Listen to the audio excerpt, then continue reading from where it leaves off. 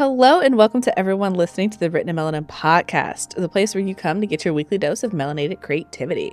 I'm your host, CM Lockhart, an author of fantasy books featuring Black girls who aren't all that nice, and the owner of the Melanin Library, an online database of books written by Black authors. And in this space, I share with you everything I've learned on my journey as a Black and indie author. I'm glad you're here.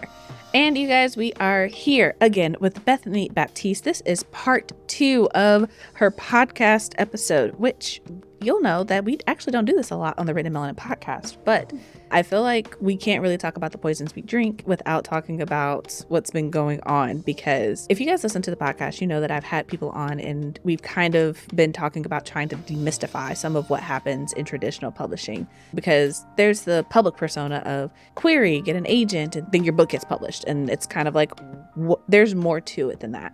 And in part 1, Bethany, you explained your journey from concept to how do we get here, right? But if you are following Bethany on Twitter, which you absolutely should be, and her handle is in the show notes, so get into it. But if you're following her, then you'll know that the publication of The Poisons We Drink has led to the outrage of a lot of us, because it's just like, how dare? What is going on? And you've been very vocal about your journey and just being like, this ain't it. So that being said, I know a lot of people, especially on the internet, because everybody has an opinion on the internet. They all have their opinions, their think pieces, and, you know, how things should be handled and so on and so forth. But I kind of wanted to like give you space to talk about that. I know that the traditional publishing machine is not all it's cracked up to be. So for you and all of this is like, what happened? Because, you know, we're watching and we're like, wait, I saw that, you know, from my outside perspective looking in, right? I saw you do your cover reveal, and I saw all the drama that went on at the end of the year. And then we got past that and it's like, okay, cool. We're on track. We're good. And then I saw that there was a Black-owned bookstore that was supposed to stock your book, that was supposed to announce with your cover reveal pre-order announcement. That went awry.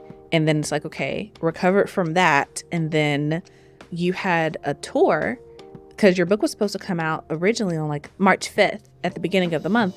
You had like a tour and everything set up. And then it was like, oh, there were like misprints essentially, and that there weren't going to be books. And then it was like, wait, there will be books. And then it was like, we're going to move it back. So technically you were going to finish your tour and then the book was going to release. But it's like, okay, at least it was like within like a week of each other.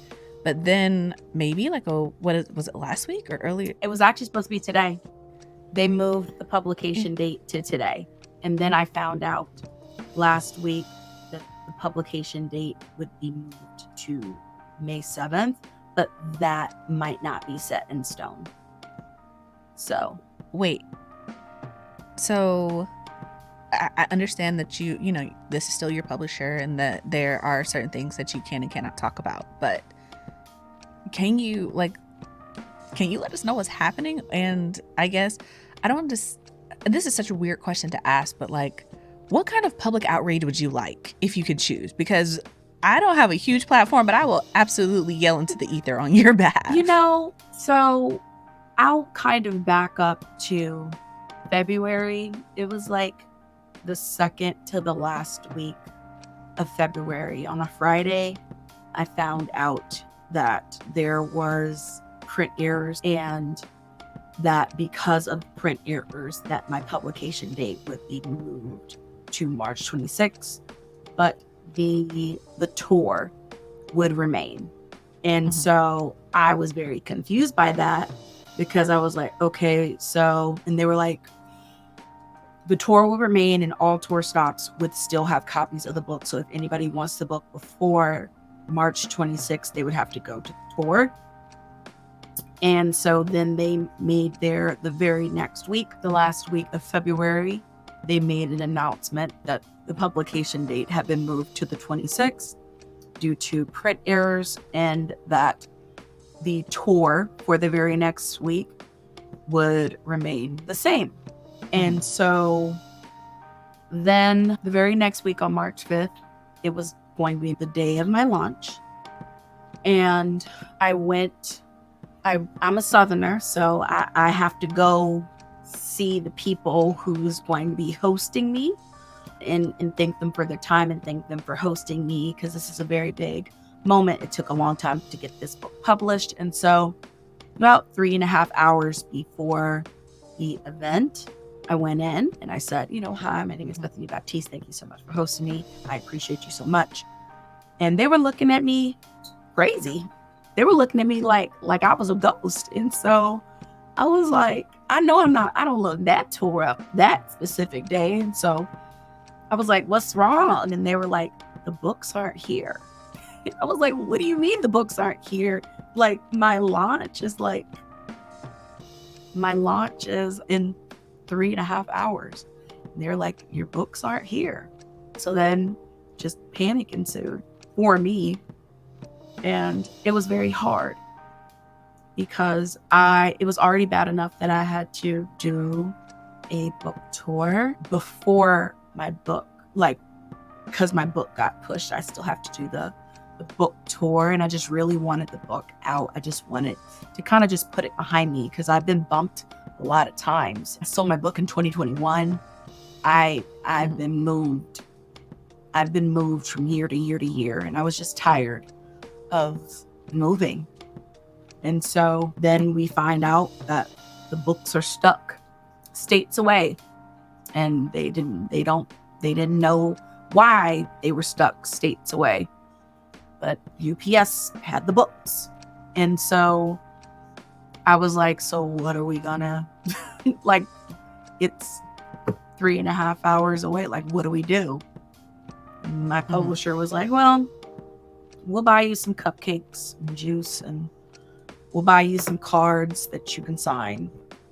And, we'll make sure that the books will be ready for the other tour stops. And so it was very upsetting because it was pouring down raining that day. And I was asked, do you want to proceed with the launch?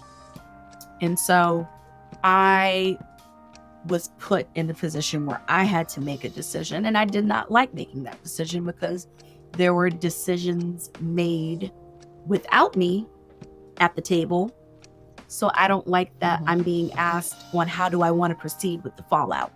And so I was like, well, if you give people the chance to, we have enough time, give people the chance to see if they want to turn around. I live in a very big city. We have a lot of counties around us. Some people, I didn't know where they could be driving from. And so I was like, if we give them a few hours, then they still have enough time to just decide that they don't want to come, because you can't have a book launch without books. And it's pouring down raining in Florida. And so my publisher sent out the notifications that the book launch, so basically I was worried that if we canceled it, some people wouldn't have seen the cancellation and they would have driven all that way and then found out and they would have been upset. Then on the other hand, it was, well, if we go through with the book launch with no books, people might not see the announcement, and so they would have driven all that way and there's no books at the book launch when my publisher said that there would be books at the book launch. So it was a damned if you do, damned if you don't situation. And so it was decided that we would proceed with the book launch, but they needed to make an announcement that there were no books so that people had an opportunity to turn around. They sent out the announcement later in the day. And when I got to the event, the readers were made aware and they still decided to come. And then also the bookstore owner let them know, we're sorry. But I mean, a lot of people showed up, more than I thought. We had a very, very lovely time. My in-conversation partner was very, very lovely. And so then that was that. And so then the day before it was time for me to leave for Miami for my Coral Gables stop, I was made aware that there was a 50-50 chance that the books wouldn't be there. So I was like, again? And so they let me know less than 24 hours, not even 24 hours, probably like 16 hours before my flight. And I was just like, I was at a loss. So they were like, do you want to proceed with this tour stop? And I was like, well, I put in a lot of money to have things in place so I can go on tour. Like, I can't make a decision less than 24 hours before. Like, yeah, cancel it. Like, I'm already in it. Like, I've already put money in to make sure that everything is in place so that I can leave. And so I was like, I'm just going to go. I'm going to go. And if the books aren't there, I don't know. I don't know what else to say. And they were like, well, it's a 50-50 shot, but we'll keep you up to date. And so the very next day, that Friday, I fly to Miami, and then I get a message saying that the books are there. Thank God. Okay. So I was able to proceed with comfort. I got to hold my book for the first time, my hardcover book for the first time. It was a very emotional time. It was, once again, it was such a lovely, lovely event. People that showed up. And I had such a wonderful time. And so then all of the other book stops, they had their books without issue. And all of the other tour stops went off without a hitch.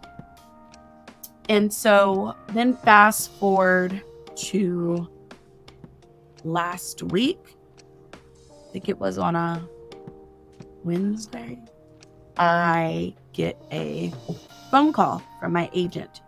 And at first I thought it was you've got an offer, because I have a book on submission right now. It's a middle grade book. And so we've been on submission for over a month. And I was like, anytime she calls me out the blue, like, I get my hopes up. I'm like, yes. It's an offer. It's something exciting. But she calls me and she tells me that bad news. There is print errors, and they're pushing my publication date to May 7th. And so once again, I'm only like barely a week from my publication date. And it's almost like that's kind of just like the straw that breaks the camel's back type situation, because there's just been a lot of things leading up to it. And so I just couldn't take it anymore.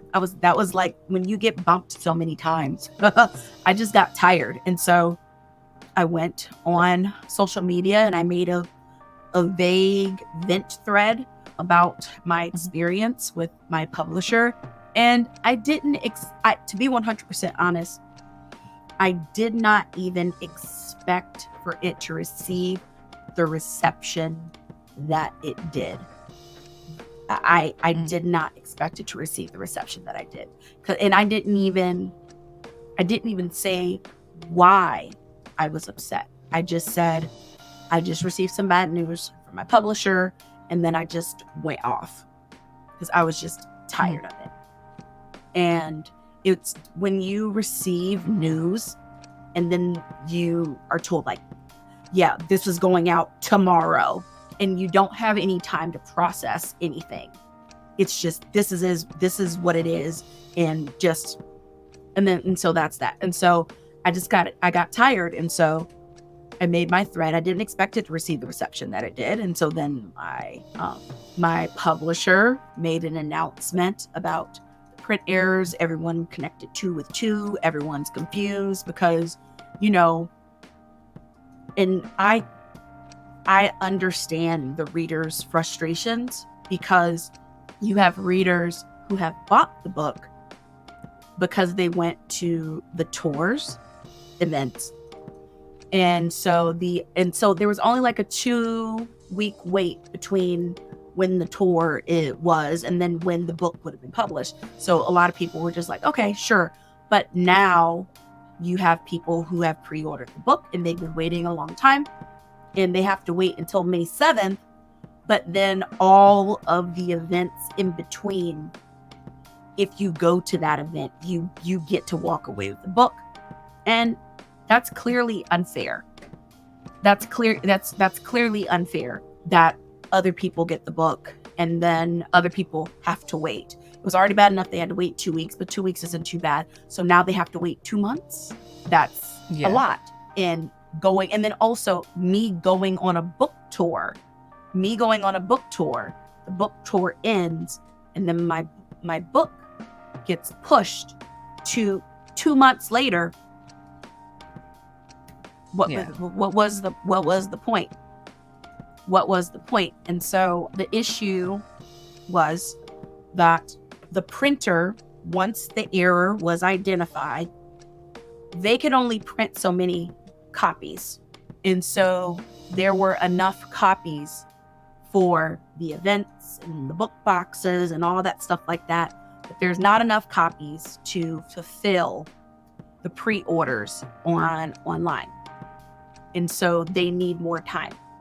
And so the printer would have the copies available in April, but my publisher wanted that extra time in the event that something else happened. They had cushion to correct that. So instead of, they miscalculated when they chose March 26th, they miscalculated how long it would take for the printer to get their shit together. And that's why it got bumped even further away. And so that's why the books that's why the book is now coming out May 7th. And it was just a very frustrating experience, but it was a culmination of different things. Like on March 5th, the day of my book launch and the original publication date, I started getting messages from people saying, "Happy book birthday." And I was like, no, my book doesn't come out until March 26th. And so like I kept correcting people. But then when Waterstones tagged me, I was like, okay, wait a minute. Like a literal bookstore's tagging me. Something is off. Something's really off. So I go and I message the team and I'm like, is my book out today? Because I'm getting people saying happy book birthday to me, and I keep correcting them saying that it's March 26th. But like, is my book out today? And they were like, yeah, your book is out today for the UK, Canada, and Australia. And I was like, I thought that all the publications dates were moved to the 26th. And they were like, no, we decided to keep the international paperback for May 5th. And I was like, and they didn't tell you that? They didn't feel the need to divulge that information. It was not relayed to me properly. And so they were like, yeah, our international sales team worked really hard. And I was like, yes, they did work like amazingly hard. Like they did like a phenomenal job. So I learned several things that day. So I learned that my book came out in other countries, 3 separate countries. One country, I didn't even think that it would come out there, but I found out it came out in Canada. And I was like, that's good to know. I didn't even know Canada was a part of the equation. And then and so I was like, me knowing when my book comes out, that's basic information. So, and they were like, sorry, we thought we apologize for not relaying that properly. And so then I asked, like, is there anything else I should know? ? And that was in the morning. And then like a few hours later, I go to the bookstore, find out that there were no books there, and found out later that my publisher was scrambling because they found out that the books weren't there, but they didn't tell me. And so like they knew. And so I was just like, oh, okay. So when I was asking, like, is there anything else I need to know that I don't, and I kind of wonder if, like, what would have happened if I hadn't have gone to the bookstore and been my little Southerner self and was like, hi, it's me, Bethany. Like, I wonder what would have happened. Like, how long would they have taken to like let me know like, hey, there are no books? Because then I received an email saying, we didn't want you to find out that way. We didn't want you to find out like that.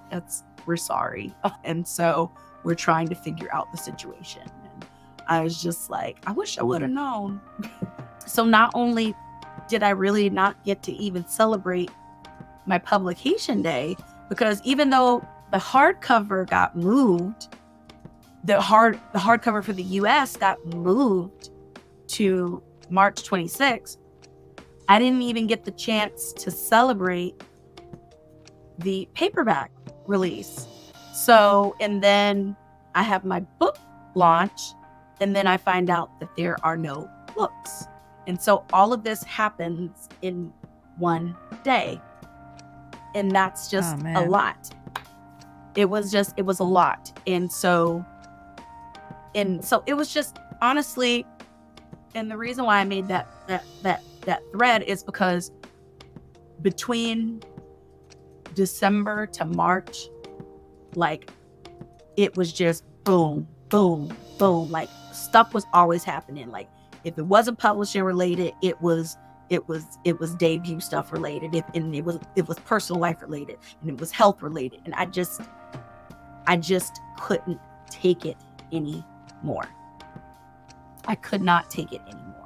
And I'm not saying that I do appreciate the work that my publisher has put into getting The Poisons We Drink out to the educators and the librarians and the booksellers, and they work really, really hard. But we can acknowledge the good while also acknowledging the bad. And so that culmination, and then I snapped. And so after I made the thread, and then the announcement came from my publisher, and people put 2 and 2 together, I did not expect the reception that it did. I didn't expect to get so much public support. I didn't expect to see so many people just reach out to me and comfort me, because I've been having a really rough time in my personal life, health-wise, personal-wise, just work-wise, like all types. So everyone was just like being really, really supportive, and people could, see that. Kept quiet for a very long time about things that were happening. And, I have not elaborated on the extent of everything, but I would say that there is this culture in traditional publishing that you have to stay quiet. Don't say anything. You say something, you'll ruin your career. If you say something, then they're not going to want you. If you say something, then you're not going to ever sell a book again. If you say something, then this is going to happen, and that's going to happen, and the industry's going to mistreat you. And so after so many years of that, then when you realize, well, I'm already quiet and I'm still not being treated right. So then, well, what does it matter? Like, what does it matter? We already are going out on submission. Like, Black authors are already going out on submission, and we're getting told no. Or Black authors are going out on submission, and we're getting pennies for advances. The goalposts are moving. You need to sell this many copies. Okay, you sold that many copies. Okay, well, you need to sell this many copies. Okay, well, you sold them. Then you need to sell this many copies. Okay, and then it's like, here's another book, and you get pennies for it. Like, well, based on the sales that you've already, we just, and that's just, it's like a universal, experience. Staying quiet. You're trying to advocate for yourself. You're trying to advocate for your book. You're trying to advocate for the readers. And it's a lot of what you say goes in one ear and out the other. And they only come rushing to you when everything is on fire and they think you have the water. And so I feel like a lot of the times, Black or BIPOC authors, we don't get brought into the fold until everything has fallen apart, and then we have to make a decision based on the fallout. How do you want to proceed with this? And so it's almost like playing like a game of Jenga, right? And your publishing experience is the Jenga tower. And every decision that your publisher makes, positive or negative, they either can add to it or they can take away from it. And if the tower falls over, then that's when they come to you and ask, how would you like to proceed? That is insane. Like, I have no other words other than that is wild. But, you know, I also appreciate you for sharing that because, you know, I feel like you said, there's this kind of, you don't talk about it, right? Especially if you are on the outside looking in. There is this idea of like, we don't really know what goes on behind the gilded gates of traditional publishing, you know? And the few people that I know who really talk about it, it's always like, oh, I'm one of the lucky ones because I had a positive experience, you know? And it's always well, you know, you hear that it can be bad, right? But no one ever really talks about it and what that looks like because, you know, from the outside looking in, it's very easy to, you know, distance and to just disassociate, be like, oh man, that sucks. But no, it's just like, listen, like they are literally, this is your book. You have poured time and energy and effort. And for anyone listening to this, if you are an author, you understand. But if you're a reader, please do understand that writing a book is not easy. In America, generally speaking, making a generalization, everybody knows how to read, everybody knows how to write, everybody knows how to put sentences together, right? But telling a story, writing a book is a unique skill that has to be fostered, grown, poured time, energy, studied. It's something you have to get good at. Then, like you said, talking about your experience, you have to be good. It's not just about being good. It's not just about having the skill. It's also about having the luck and the timing and the people behind you willing to show up and be like, I'm going to be the voice of your book in places and rooms that you can't get into without me. You know, there's a lot that goes into it. And so then to go through all of that and then have the people who are supposed to be your team, to be your support, to be the people making this a reality, like fall apart at the seams essentially and drop the ball at every turn. It's just like, that is not okay.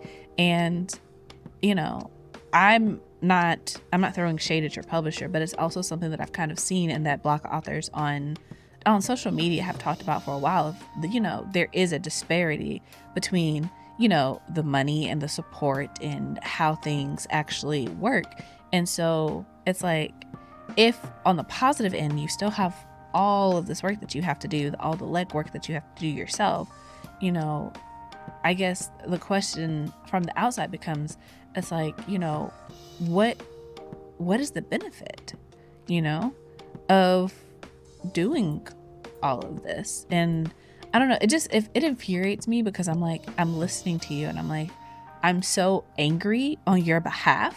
I'm just like, why? And I guess also as an indie author, I'm like, I understand that there are publishing delays. As soon as you said UPS, I was like, oh, UPS. I hate UPS. We got beef. They don't know that we have beef, but we got beef.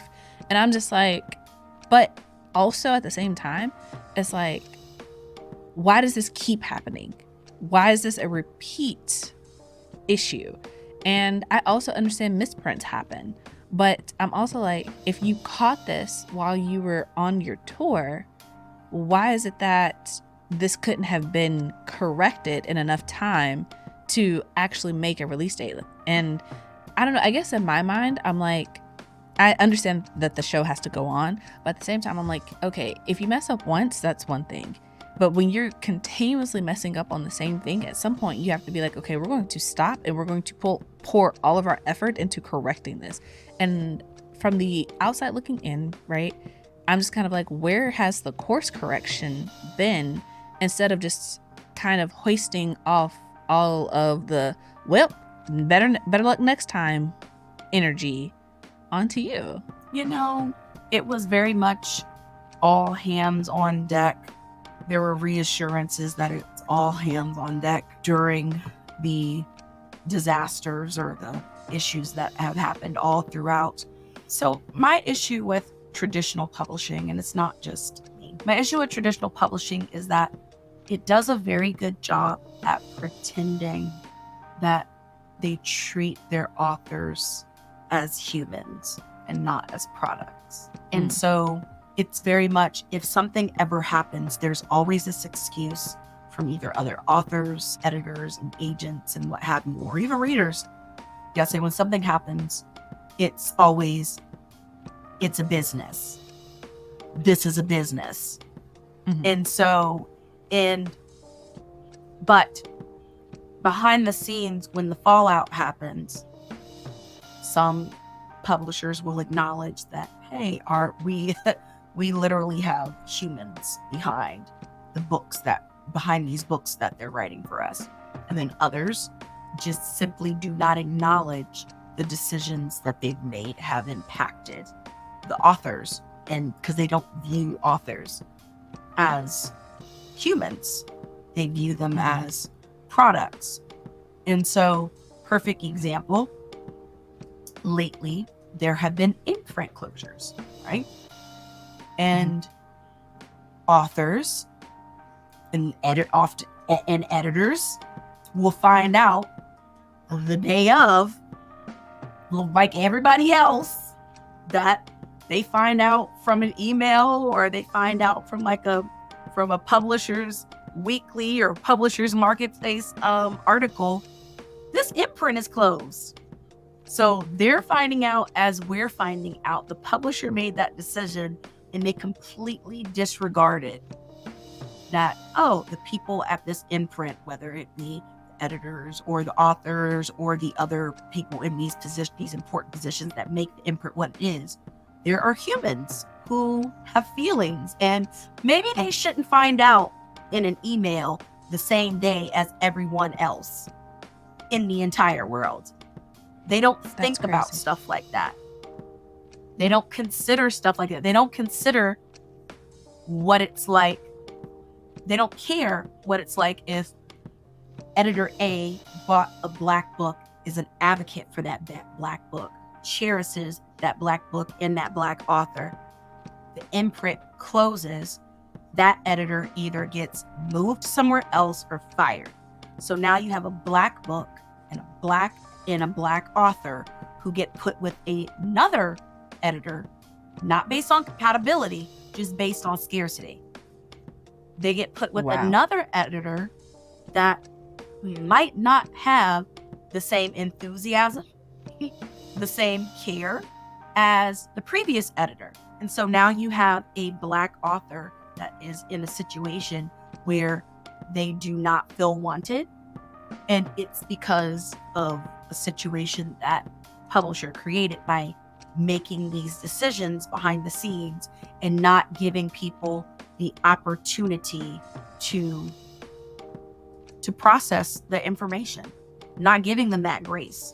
And so it's just very interesting watching traditional publishing treat the people within it like objects, products.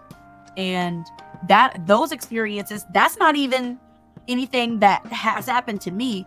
I've watched it happen to others, and no courtesy is given to those people, the editors that have spent decades at those publishers, or the authors. Maybe it's their debut author, or maybe they're an experienced author that has sold lots of books.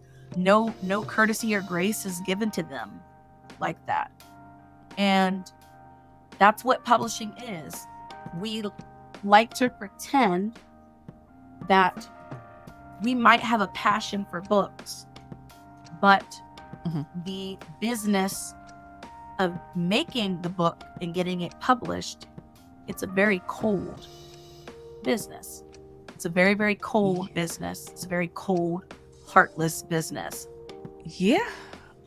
And it's just, I guess it's always kind of wild to see, because again, outside looking in, right? I've never queried, I've never done, pursued traditional publishing, right? So it's just kind of like outside looking in, it's always like, how do you treat people this way? How do you dismiss them? How do you look at someone's work and how do you look at someone who's advocating for this book and be like, no?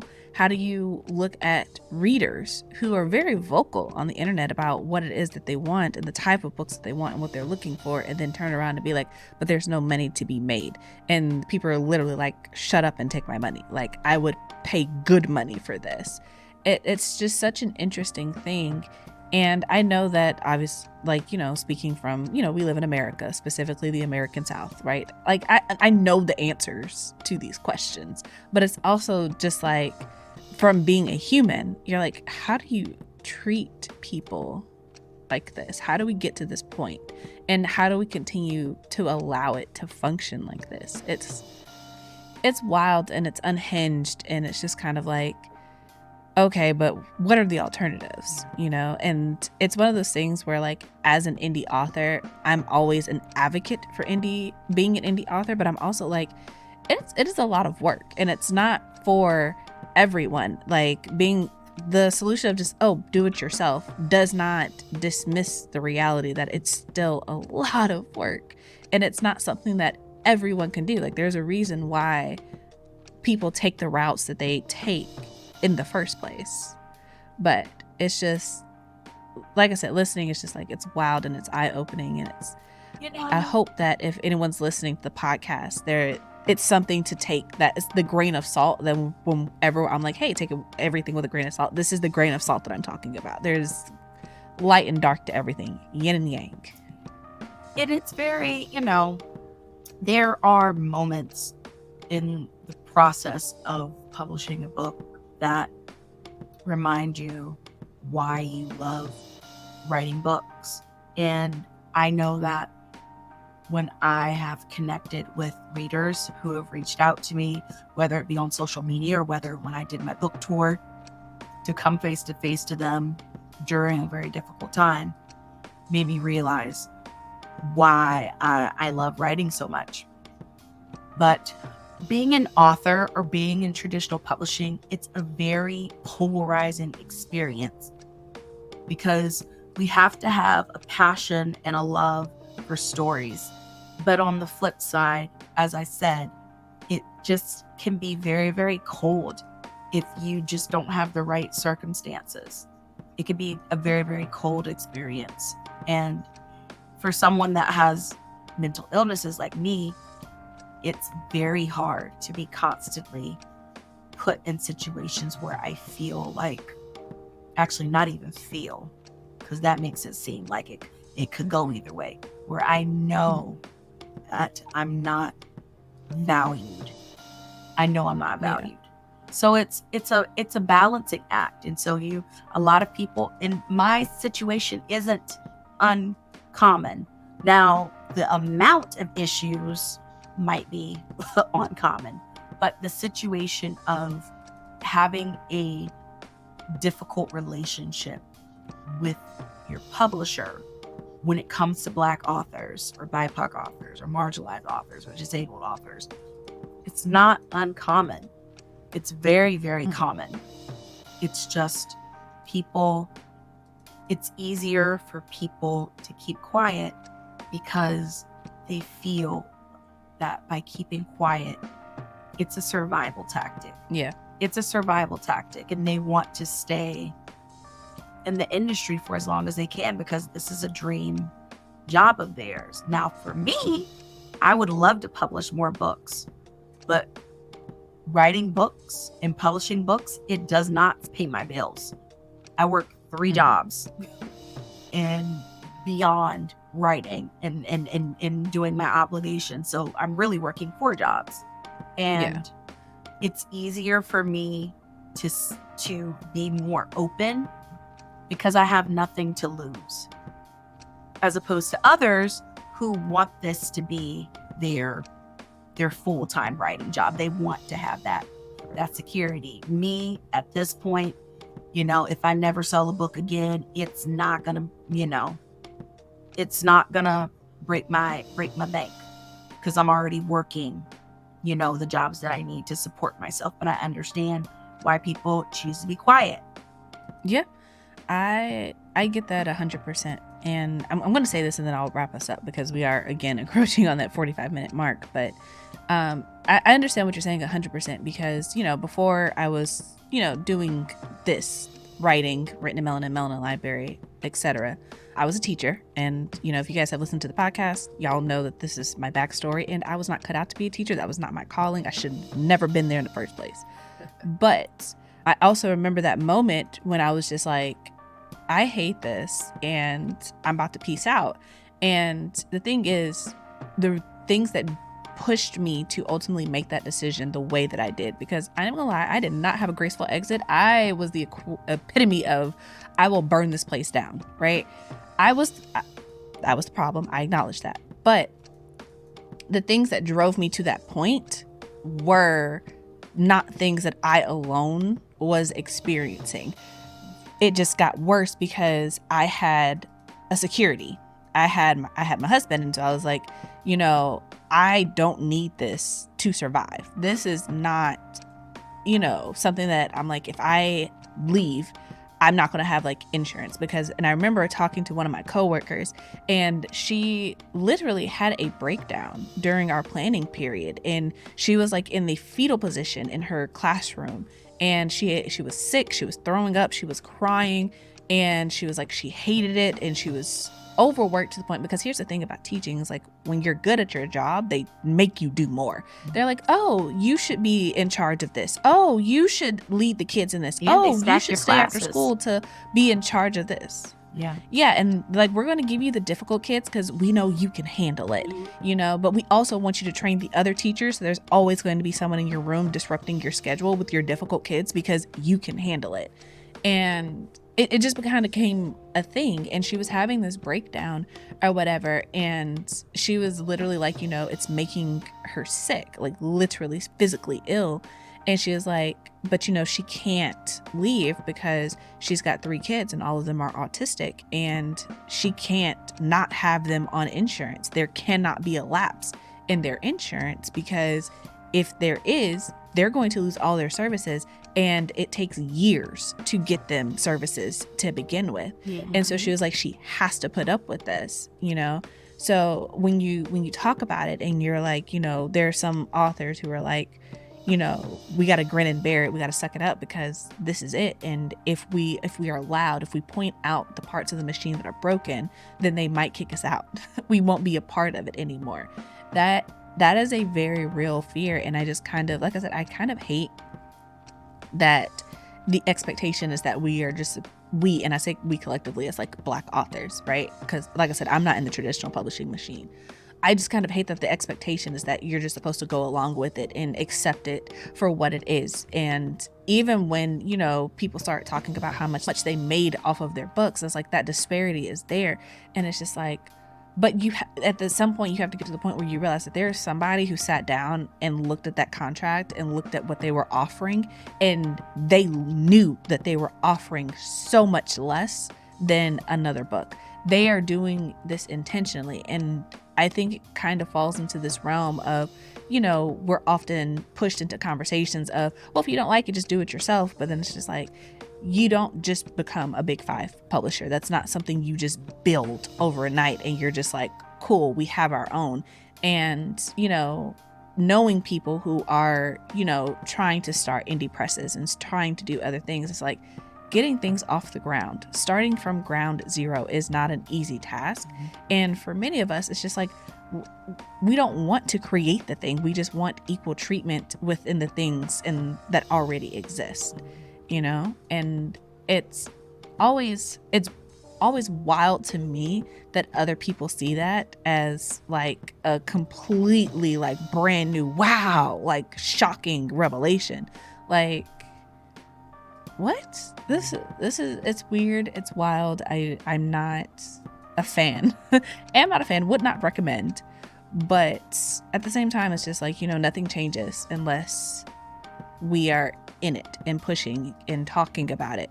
And it's just like, you need both sides of it. And I don't know.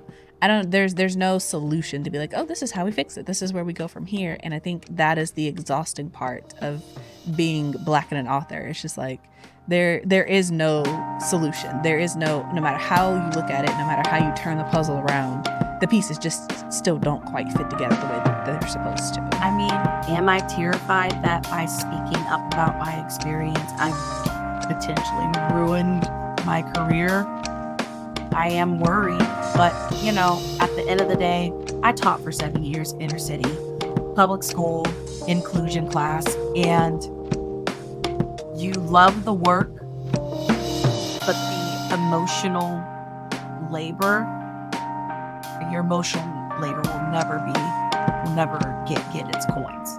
It'll never get its coins, and that's very much like traditional publishing. I would love to stay in the industry, but it would be nice to know what it's like to be elected. I don't really feel lucky, but I hope that I have more opportunities to find out what that feels like. I hope you do too. I genuinely do, because it sounds like you are writing books that people actually want. Like, I'm not going to go into it because, we're running out of time, but I'll say this, like, I feel like you are writing for the audience that has been desperately asking for books that have not been delivered, that have been promised but not fully delivered. I'll say that. But we are going to go ahead and wrap it up here. So I want to say thank you again for coming on the podcast. You have a little bit of time to let people know where to find you on the interwebs, and then I will take us out. Yeah, so you can find me on Twitter. That's the best bet. Twitter under Story Sorcery. You could also find me on my website, which is BethanyBaptiste.com. Sounds good. And you guys know that there will be links wherever you are listening to this at, whether it be on YouTube or podcast.